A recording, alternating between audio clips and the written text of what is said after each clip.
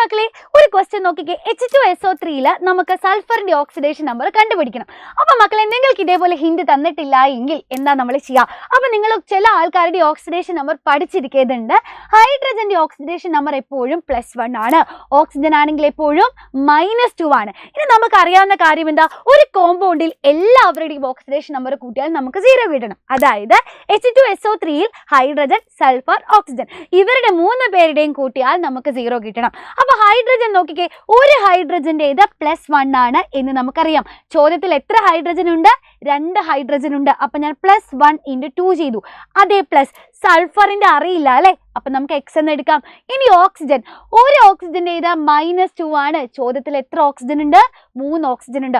ഒരു ഓക്സിജന് 2 രൂപ. അപ്പൊ 3 ഓക്സിജൻ എത്ര രൂപ വരും? 6 രൂപ. അതേപോലെയാണ് ഒരു ഓക്സിജന്റെ -2 ആണെങ്കിൽ 3 ഓക്സിജന്റെ ഓക്സിഡേഷൻ നമ്പർ എത്രയാ വരിക? -2 × 3 ചെയ്യണം. എല്ലാം കൂടെ കൂട്ടിയാൽ നമുക്ക് 0 കിട്ടുകയും വേണം. അപ്പൊ നോക്കിക്കോ, +2 + x - x = 0 എന്ന് കിട്ടും. അങ്ങനെയാണെങ്കിൽ ഈ +2 - 6 നമുക്ക് ക്യാൻസൽ ചെയ്യാം.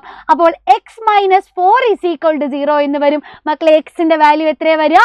ഈ 0ന്റെ അടുത്തേക്ക് കൊണ്ടുപോകുമ്പോൾ -4 +4 ആകും. അപ്പൊ H2SO3 എന്ന് പറയുന്ന കോമ്പൗണ്ടിൽ സൾഫറിന്റെ ഓക്സിഡേഷൻ നമ്പർ +4 ആണ് അല്ലെ. അങ്ങനെയാണെങ്കിൽ മക്കളെ H2SO4 എന്ന് പറയുന്ന സൾഫ്യൂരിക് ആസിഡില് സൾഫറിന്റെ എത്രയാണെന്ന് കണ്ടുപിടിച്ച് എൻ്റെ കുട്ടികൾ കമന്റ് ചെയ്യുക. All the best.